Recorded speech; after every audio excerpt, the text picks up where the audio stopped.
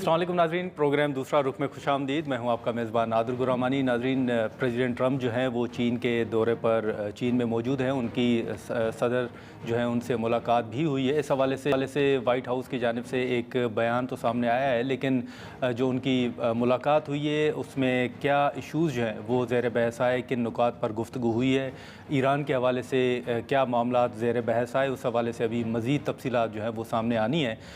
दूसरा, मुल्क के अंदर अगर हम बात करें तो इस वक्त हुकूमत बजट जो है वो पेश करने जा रही है, और बजट के हवाले से भी अभी से जो बातचीत है वो चलना ऐवान के अंदर और बाहर भी उसका आगाज़ भी हो गया है।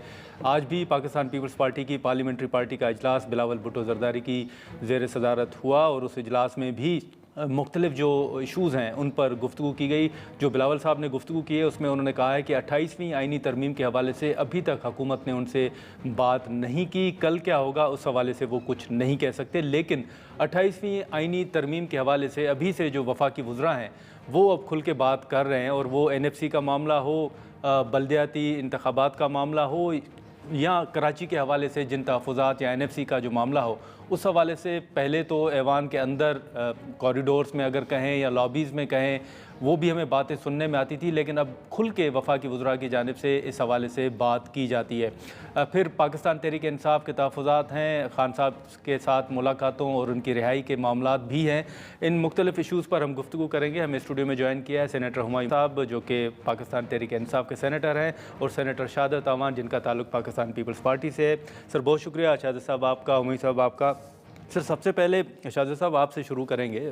जैसे अब बजट हुकूमत पेश करने जा रही है, और हमें याद है कि पीपल्स पार्टी हमेशा आवाम को रिलीफ देने के हवाले से बात भी करती है। बिलावल साहब ने महंगाई मार्च भी किया था जब उस वक्त कीमतों में इजाफा हो रहा था। ये जो हाल ही में कीमतों में इजाफा हुआ है, पेट्रोल की कीमतें हों, महंगाई की शरह आप देख लें, आप क्या एक्सपेक्ट कर रहे हैं? बजट अवाम दोस्त होगा मौजूदा सूरत हाल के तनाजुर में?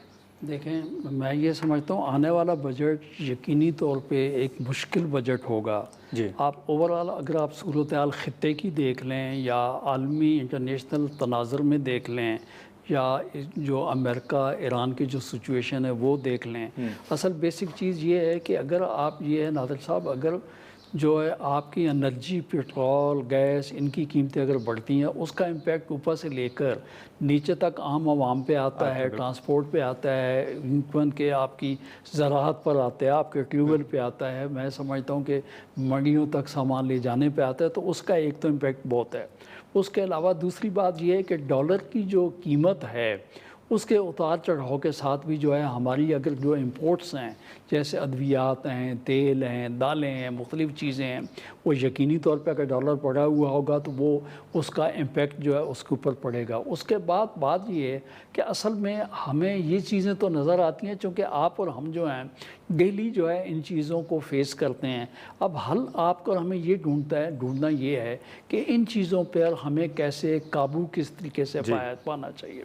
तो उसका हल सबसे पहली बात तो ये है कि एक तो बात ये है कि हुकूमत जो है उसको प्लानिंग ये करनी चाहिए कि जो साहिब हैसियत हैं, जो लोग टैक्स नेट में आ सकते हैं, उस नेट को बढ़ाना चाहिए। तो मैं तो ये समझता हूँ कि हमारी जो सोच है ना वो ये है कि तमाम आवाम इक्वल, एक इंडस्ट्रियलिस्ट, एक लेबर, एक ठेले वाला, एक दुकान वाला, सब इक्वल है। जिस तरीके से आप ये देख लें कि पेट्रोल के ऊपर लेवी बढ़ा दी गई, पेट्रोल के ऊपर टैक्स बढ़ा दिया गया, और मिनिस्टर्स ये कह रहे हैं कि चूँकि IMF का प्रेशर है कि इतना टैक्स कलेक्ट करें, टैक्स हम कलेक्ट करने में नाकाम रहे, तो हमने उसका वे आउट ये निकाला है कि पेट्रोल के ऊपर उसका इम्पैक्ट जो है आप देखें कि खाली जो है V8 वाले पे तो जो पड़ेगा वो तो टैक्स देना भी होना चाहिए, जो आपको टैक्स नहीं दे रहा और आप एडमिट कर रहे हैं कि हम टैक्स कलेक्ट नहीं कर पा रहे, लेकिन 1 लीटर पेट्रोल जो है वो जो हुंडा में डलवाने वाला है वो भी आप उसके ऊपर जो बर्डन डाल रहे हैं। तो आपको ये है कि ये सारी चीज़ें जो है इनका हल आपको जो निकालना है,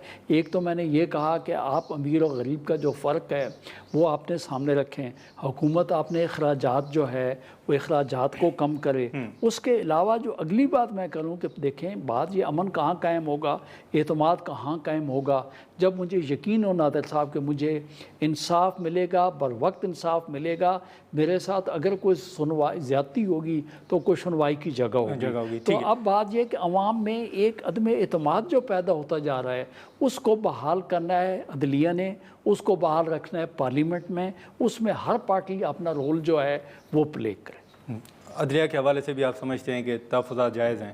میں آپ کو جائز والی بات جو آپ کہہ رہے ہیں, میں نے تو آپ کو کہا کہ جنرل پبلک میں جو امپریشن بن رہا ہے, میرے برابر میں ڈاکٹر صاحب بیٹھے ہیں, ابھی آپ کے سامنے یہ کہیں گے کہ ایک مطلب ہمارے قانون میں یہ ہے کہ اگر کوئی آدمی کنوکٹ ہو جاتا ہے یا کوئی آدمی کسی پریزن میں چلا جاتا ہے, اس کے لیے جو ہے اس کی ضمانت کے لیے جو ضابطہ فوجداری اس میں ایک ٹائم فریم ہے کہ وہ ٹائم فریم کے اندر اگر اس کی ٹرائل نہیں ہوتی ہے تو آپ اس کو جو عام کرائمز ہیں اس میں 1 سال کے بعد, جو مثال ہینیس کرائم ہے جسٹ لائک مرڈر, اغوا برتاوان 2 سال تک نہیں ہوتا تو اس کو آپ بیل دیں. سسپینشن کی بات یہ ہے کہ اگر ایک بندہ سزا ہو جاتا ہے تو اس کے بعد بھائی نیچرلی ہر بندہ یہ کہتا ہے کہ بھائی بات یہ اگر ایسی صورتحال ہو گئی ہے آپ اس کی اپیل سنیں, اگر اس نے کیا ہے تو میری عوام کو پتہ ہو کہ اس نے کیا ہے تو کورٹ نے اس کو کر دیا, نہیں کیا تو میں نے یہ کہا کہ یہ تاثر پیدا نہیں ہونا چاہیے, اس سے ملک جو ہے وہ کمزور ہوتا ہے, انصاف ہوتا ہوا نظر آنا چاہیے تاکہ لوگوں کے دلوں میں شک و شبہات جو ہیں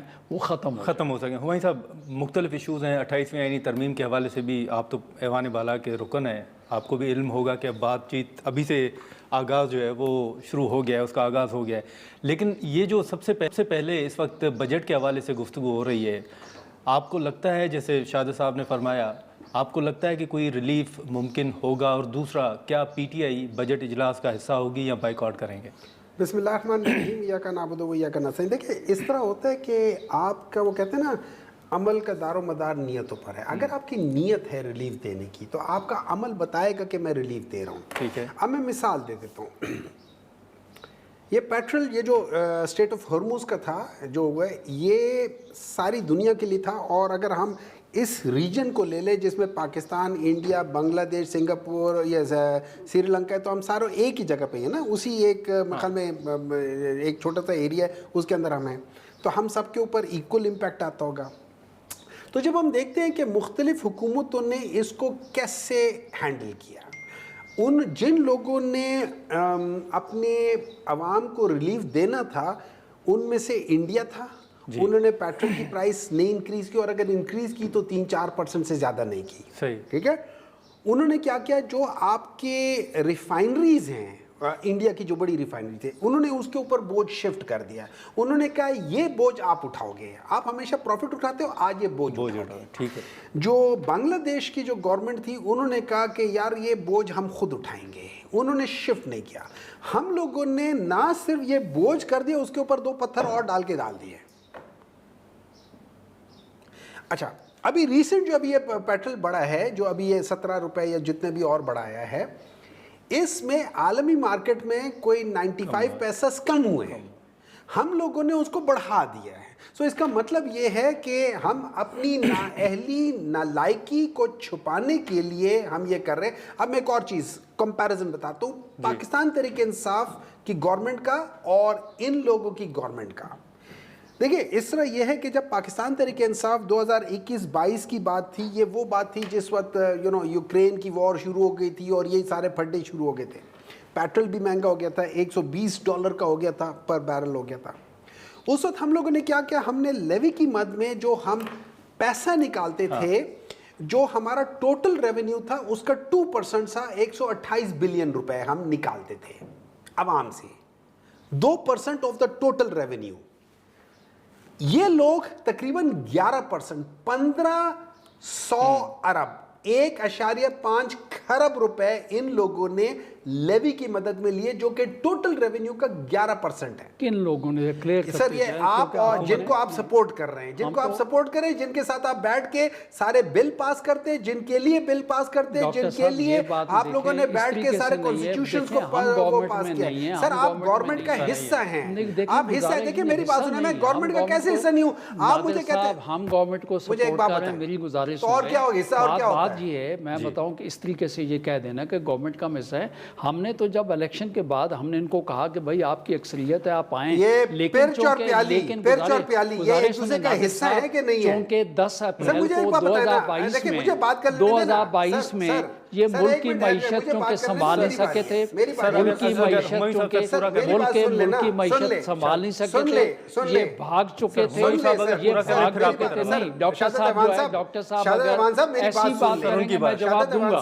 بالکل آپ جواب دیں. بالکل سر آپ بالکل جواب دیجیے. دیکھیں سر، اس پیالی کے اندر زہر بڑھا ہوا ہے، اس پیالی کو سپورٹ کرے یہ پرچ، ٹھیک ہے، یہ پرچ جو ہے نا یہ لوگ ہیں، زہر بھرا ہوا جو پیالی ہے نا یہ ہماری گورنمنٹ ہے، یہ ان کو سپورٹ کر رہے ہیں. بیسک چیز میں بتا رہا ہوں آپ کو. اب اگر یہ کہہ دیں اگر میں پرچ ہٹا دوں یہ پیالی نیچے گر کے ٹوٹ جائے گی، یہ ایک منٹ بھی نہیں کھڑی رہے گی. نادر صاحب میں اب یہ کہنا چاہوں، ڈاکٹر صاحب بات یہ ہے 3 سال 7 مہینہ 22 دن ان کی گورنمنٹ رہی. میں نے کہا جب معیشت ان سے قابو نہیں ہو سکی، آئی ایم ایف کو انہوں نے خود کہنا شروع کر دیا کہ پاکستان ڈیفالٹ کی طرف چل پڑے، ملک کی تباہی کرنے کی طرف یہ چل پڑے. اور اس کے بعد جو پولیٹیکل پارٹیز ہیں، خاص کر تمام جتنی پولیٹیکل پارٹی ہیں، انہوں نے یہ سمجھا کہ بجائے کو اور طریقہ ہو ملک ڈیفالٹ پہ چلا جائے، تو یقینی طور پہ جو جینون پولیٹیکل لوگ تھے آپس میں بیٹھ کر انہوں نے آئینی راستہ اختیار کر کے آئی ایم ایف کو خط لکھنے والے جو لوگ تھے ان کو آئینی طریقے سے ان کے خلاف نو کنفیڈنس کیا، ان کو ہٹایا. تو پی ٹی آئی یہ سمجھتی تھی کہ معیشت ہم سے نہیں سنبھلی. 3 سال 7 مہینے 22 دن میں ان سے کنٹرول چیزیں نہیں ہو سکی، تو کبھی لیٹر لہرا دیتے تھے، کبھی کچھ کرتے تھے، یہ چلے گا. اس کے بعد ایک بات مکمل ہونے دیجیے گا. اس کے بعد اس طرح صورتحال یہ ہوگی جب الیکشن ہو گئے، الیکشن ہونے کے بعد پاکستان پیپل پارٹی ایک جمہوری پارٹی ہے. ہم نے کہا آپ کی اکثریت ہے، ہم آپ کے ساتھ حکومت میں نہیں بیٹھیں گے. اور یہی وجہ ہم نے جو ہے پی ایم ایل این کے ساتھ ہم حکومت میں نہیں بیٹھے. آج ڈاکٹر صاحب کیسے کہہ سکتے کہ ان کی حکومت ہے؟ تو بھائی بات یہ آپ یہ سمجھتے تھے، آپ نے وہ اہلیت نہیں، آپ نے وہ صلاحیت نہیں، چونکہ یہ دیکھ چکے تھے، اس وجہ سے اس سے یہ بھاگ گئے. لیکن شاہزاد صاحب جیسے آپ نے پی ٹی آئی کا ذکر کیا کہ وہ چیزیں نہیں سنبھال سکے تھے، تو موجودہ حکومت میں ذکر کروں. دیکھیں ایسا ہے، انہوں نے ساری باتیں کی، انہوں نے آپ کو کوئی فگرز کوئی فیکٹس کوئی چیز نہیں دی ہے. انہوں یہ پولیٹیکل سٹیٹمنٹس ہوتی ہیں، پولیٹیکل سٹیٹمنٹ میں کہہ سکتا ہوں کہ یار یہ لوگ تو یہ فلانا ہے. اب میں فیکٹس اینڈ فگرز کے ساتھ بات کروں گا. جب پاکستان تحریک انصاف کی گورنمنٹ تھی، پاکستان کی ہسٹری میں کوئی بھی پولیٹیکل گورنمنٹ کہ جو 5 سال ہے، میں 4.5 کو چھوڑ دوں، میں سمجھتا ہوں 5 سال ہے، 5 سال میں کسی پولیٹیکل گورنمنٹ میں 2 دفعہ 6 جی ڈی پی کو ٹچ نہیں کیا، ماں سوائے ایک پولیٹیکل پارٹی کے، وہ پاکستان تحریک انصاف. ٹھیک ہے، اب دوسری بات کرتا ہوں. میں آپ کو بتا دیتا ہوں یہ تقریباً مارچ 2022 کی بات ہے. ابھی یہ جو کہتے ہیں نا کہ ہم لوگوں نے گورنمنٹ کا حصہ نہیں تھے، بلاول بھٹو صاحب ہمارے فورن منسٹر رہ چکے ہیں نا، تو اس کا مطلب ہے یہ لوگ گورنمنٹ کے حصہ تھے جب یہ. اچھا، یہ جب کہتے ہیں نا کہ ہم نے آئی ایم ایف سے بات کی تھی، مارچ کے آپ سارے ڈاکیومنٹیشن نکال لیں. ہم لوگوں نے 2021-22 کا جو ہم لوگوں نے جو بجٹ میں کیا تھا، ہم نے کہا تھا 5,825 یا اس طرح کے فگر میں ہم لوگوں نے کہا تھا یہ ہم لوگ ریونیو کلیکٹ کریں گے. ہم لوگوں نے اس کو ریوائز کیا تھا اپ ورڈ کر کے 6,100 ارب روپے پہ ہم نے ریوائز کر دیا تھا.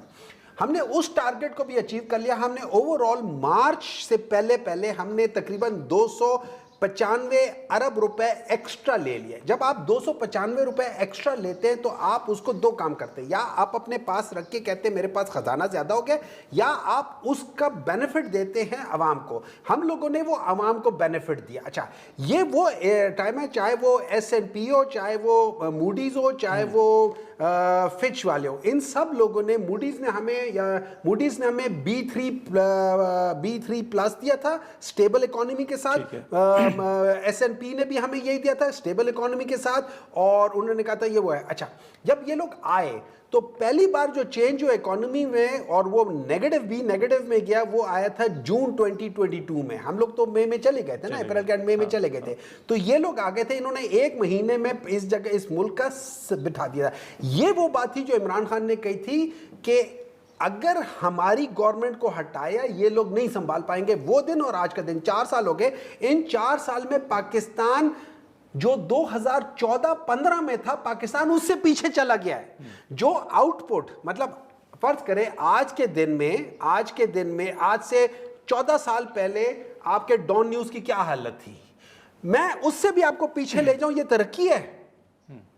لوگ 10 سال میں آگے جاتے, یہ 10 سال میں 10 سال پہلے چلے گئے. Welcome to the old Pakistan. یہ ایگزیکٹلی اولڈ پاکستان. یہ شکر کرے انہوں نے بھی منجداڑوں والا پاکستان نہیں بنا دیا, ورنہ ان سے کوئی بعید نہیں ہے. ان کو یہ 2 پارٹیاں ہیں, ان 2 پارٹیوں کی ہسٹری 1985 آنورڈز دیکھ لیں. 1985 جب پاکستان انڈیا سے, چائنا سے, سنگاپور سے, بنگلہ دیش سے 75% آگے تھا. 2018 میں ہمارے آنے سے پہلے پاکستان بنگلہ دیش سے بھی 40% پیچھے چلا گیا, پاکستان انڈیا سے بہت پیچھے چلا گیا. یہاں پر ایک مختصر سا بریک لیتے ہیں اور بریک کے بعد گفتگو کو آگے بڑھاتے ہیں.